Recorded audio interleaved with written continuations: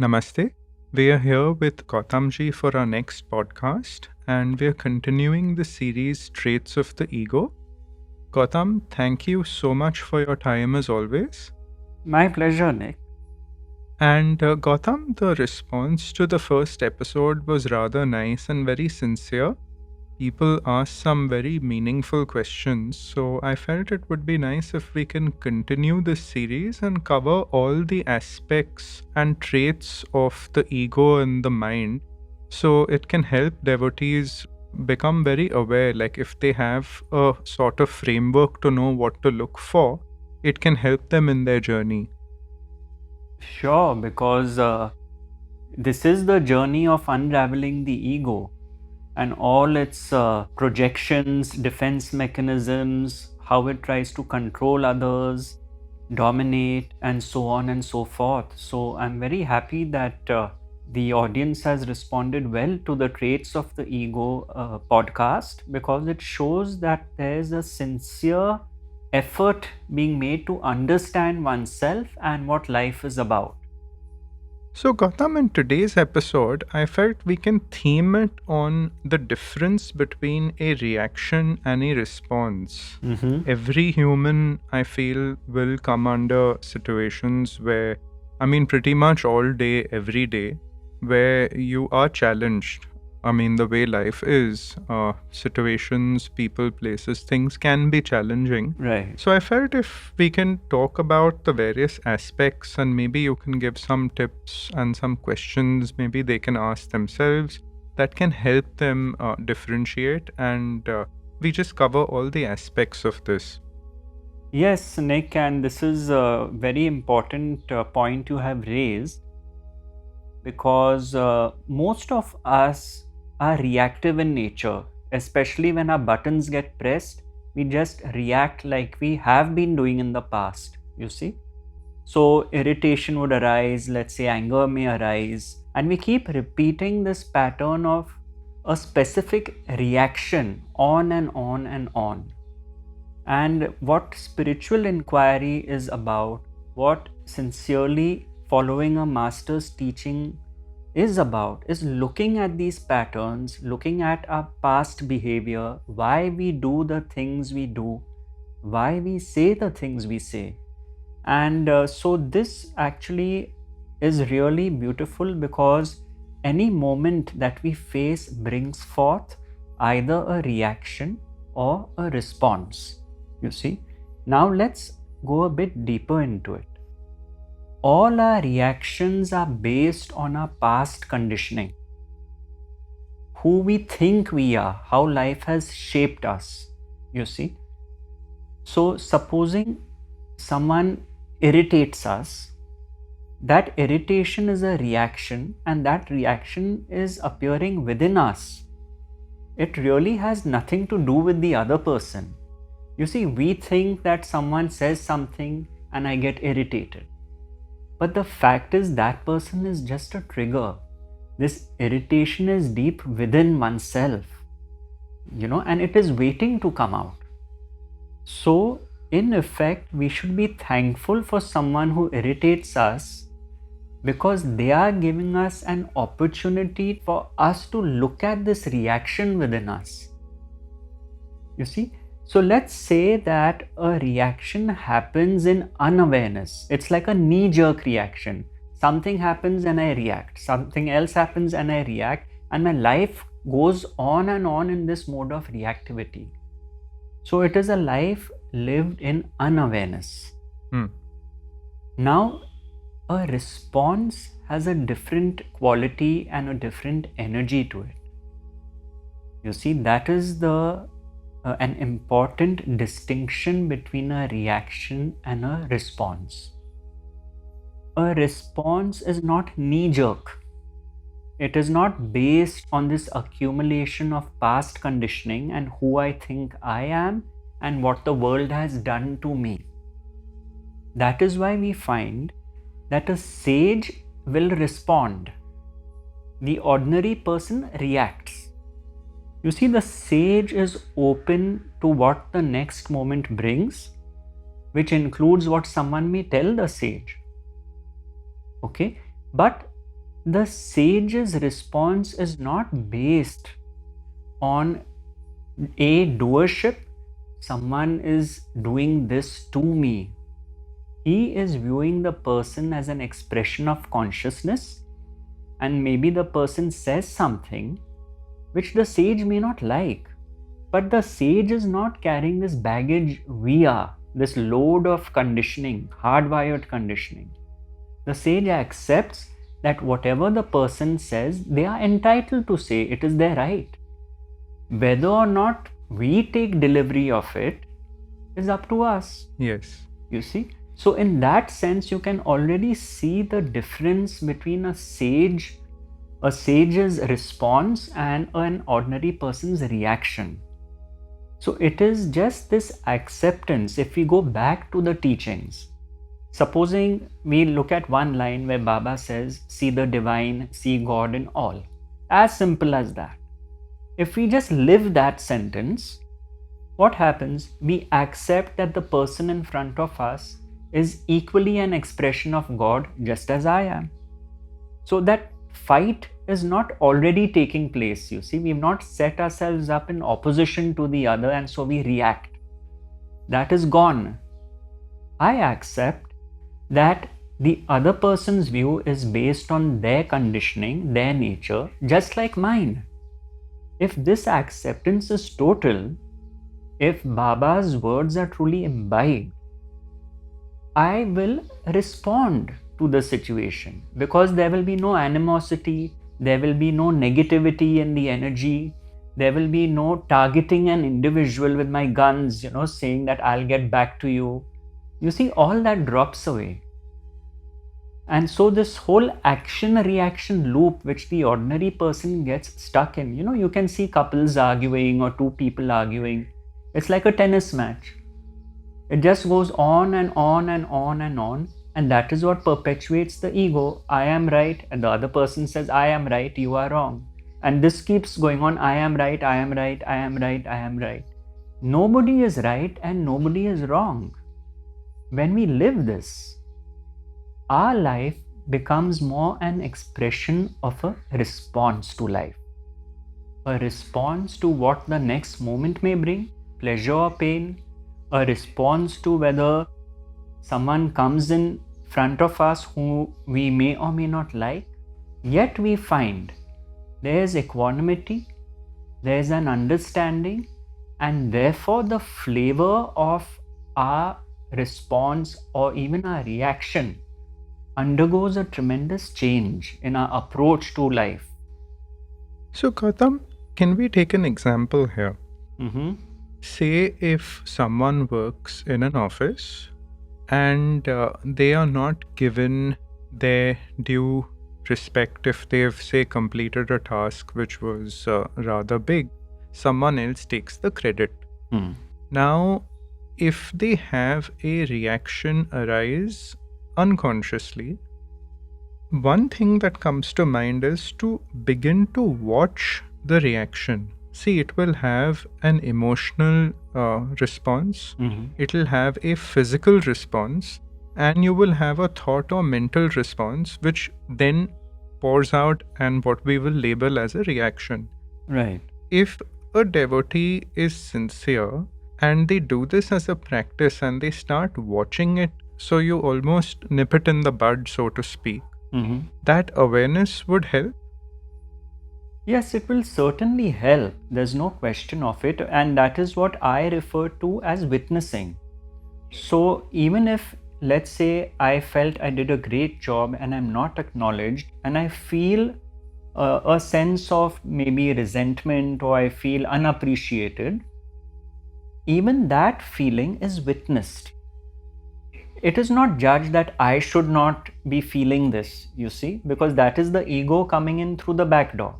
Correct. So whatever arises in the moment, supposing it is this feeling of being unappreciated, even that is witnessed.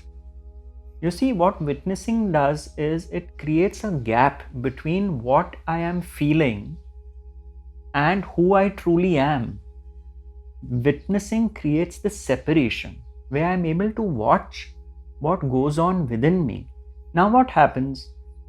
it is witnessed that I am feeling unappreciated. This does not mean I bury it under the carpet.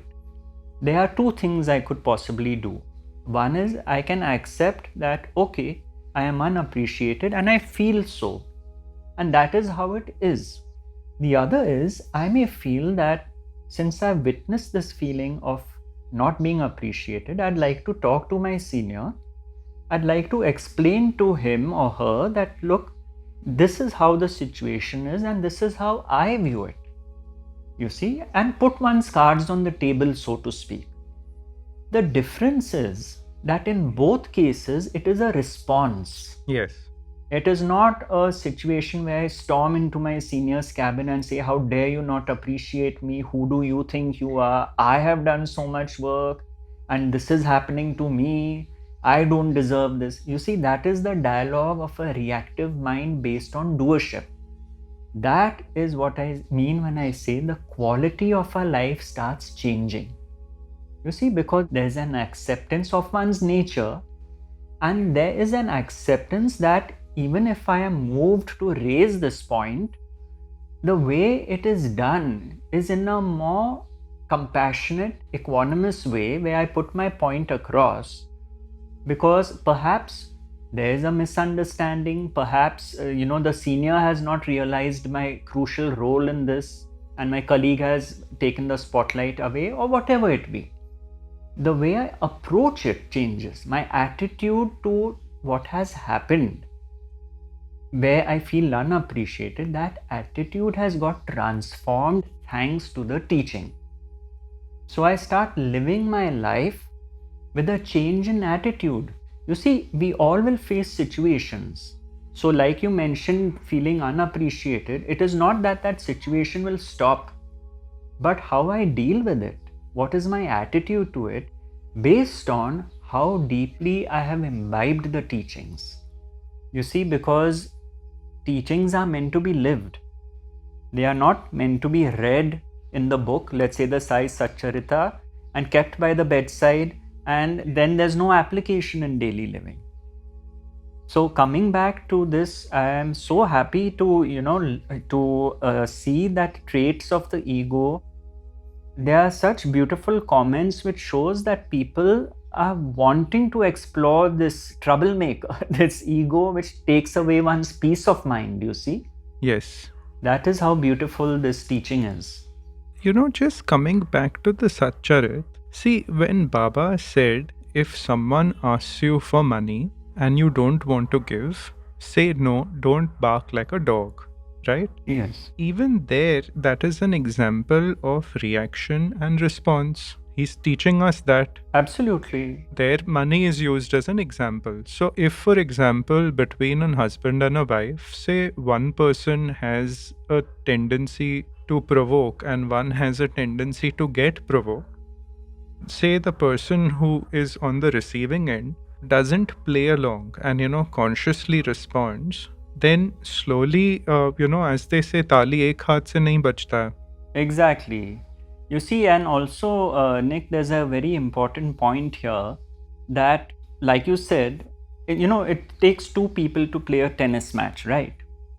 So, in any situation of conflict, if one person is the witnessing presence and is not in this mode of reactivity, the tennis match cannot be played.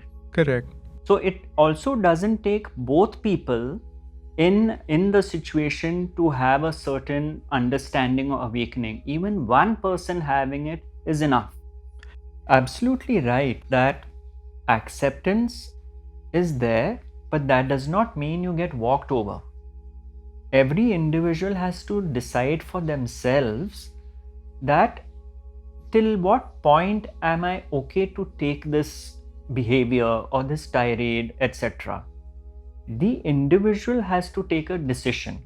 Do I subject myself to what is coming at me from the other person?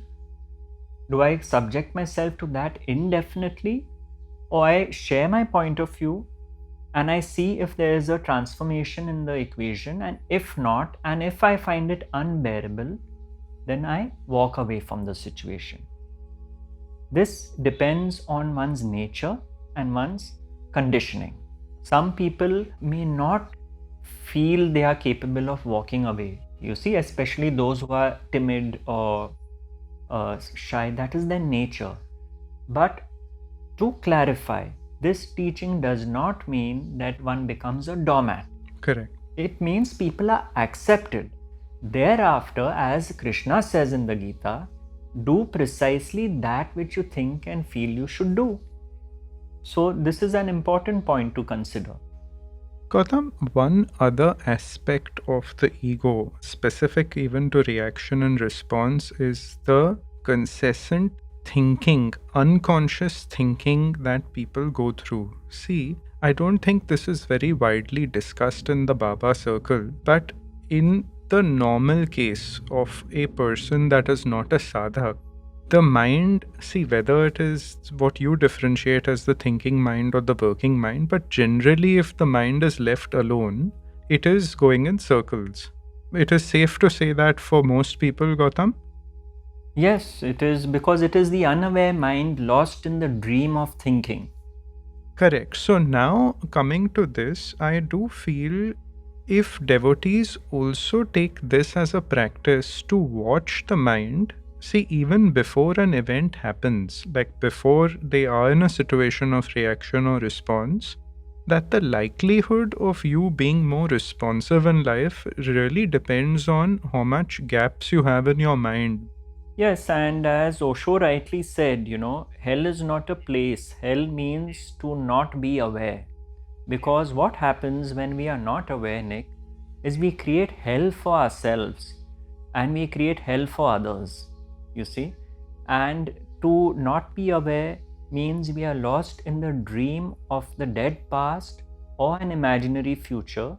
And more importantly, we are lost in this dream of condemnation, hatred, malice, jealousy, envy, blaming people for what we think they have done, blaming ourselves. And this is what is hell, because these thoughts are what perpetuate the mind, the thinking mind, which keeps going on and on and on and on, like a Ferris wheel going round and round and round, and it doesn't stop. What witnessing does, what we started this conversation with, witnessing enables us to get off this Ferris wheel of thinking, creates a gap. That is the beauty of it. And so, to sum this up, like you said, you see, the reaction one finds is either becoming less and less in one's life and one is more responsive, or even if there's a reaction, because after all, we are products of our conditioning, even if there's a reaction, it is a momentary reaction. It doesn't get perpetuated and extended in the duration of time into a long drawn out argument, or, immediately the understanding, which is the greatest gift of the teaching, kicks in. So let's say that reaction is just a pure biological reaction and it gets cut off thereafter. So the load which the reaction was earlier carrying, it is no longer carrying.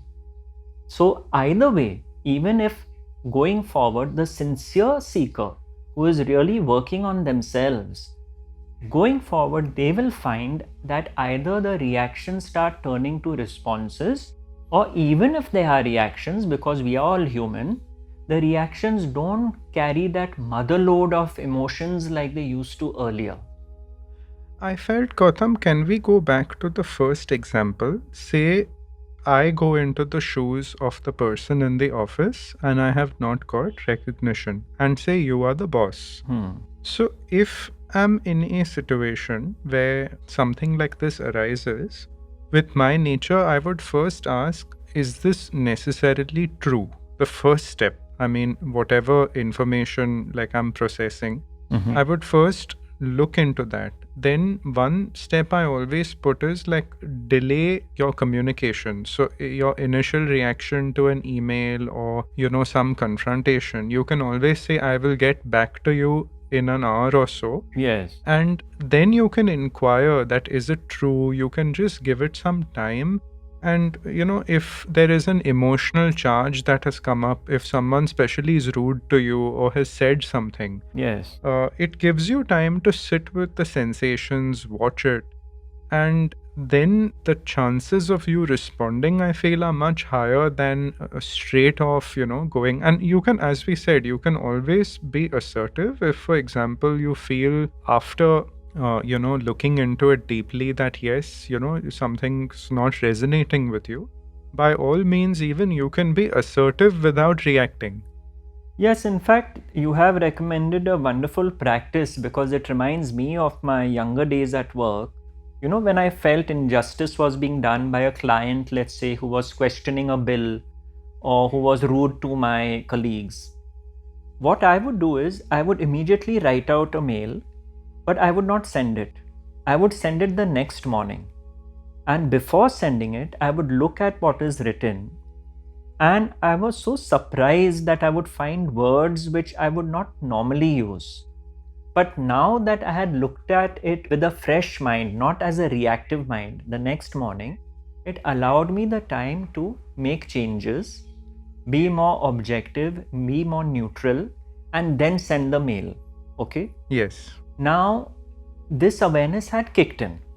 Now, let's go forward, let's say 5-10 years. Now, what happens is, if a situation arises, because like I said, life is situations, a client may still be there who will say that you don't deserve to be paid or whatever, right? Now, what happens?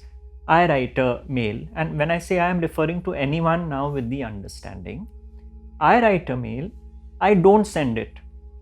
I wait for some time, I reread my mail, and I feel nothing needs to be changed now. The way I wrote it the first time, it's fine. At that point, I know that the teaching has settled in deeply because even that first mail was a response and not a reaction. That is how one can see, one can Yes. see one's own progress by the words one uses, whether verbally, whether in writing. It is when you look back and you say, my God, there is a transformation which has happened because I've stopped using certain terminology, I've stopped using certain words, and then you know that yes, the teaching has been sinking in slowly and steadily. Yeah, and even Gautam, if people are emotive by nature, for example, if they are more emotional than mental, then they could look at slightly different pointers within themselves in terms of their feelings. They may not feel that emotionally upset or that anger or just, someone who would otherwise have felt a great deal of emotion, that intensity would reduce. Yes, very much, very much. You see, because it's extreme emotions also which take us away from our center. Yes. And this whole journey is the journey to the center. Gautam, the story you shared is also a very important one because I felt when people have the noise in the head, see, most of it is repetitive garbage. In most cases, people's thoughts, I mean, I think people would be ashamed if there were a loudspeaker and it could play the contents of their mind on the street. Everyone would get enlightened that very day because the very nature of thought is assumptive. Yes. And repetitive, just garbage. Asking this question, how do I know this is true for certain? That question itself puts space there and time. And as Baba says, sabar, because our natural reaction is to react to anything. Yes. Without being patient. So Baba's teaching here, the just is so important. If we have that sabr, that patience, and we even question the integrity and the very foundation of that thought or the string of thoughts, we may realize that either that thing doesn't matter or it may not actually be true. And then where is the question of even a response or a reaction? Yes. But I feel that has to be a constant practice because when a situation comes up, if you are not practicing regularly, it may have the power to pull you aside. True, because you see, the new conditioning has to also get established in one's being. So that takes time sometimes because it's overlaying the old patterns of conditioning, you see. Talking of that, Gautam, there is one exception to this reaction and response rule. You know what it is? It's with humor. So when someone cracks a good joke, you must react and not respond like a sage there. Yeah, true. Yeah, apart Really. from Yeah, humor, that's a good apart one. from humor, we must stay in the response containment zone, so to speak. Yeah.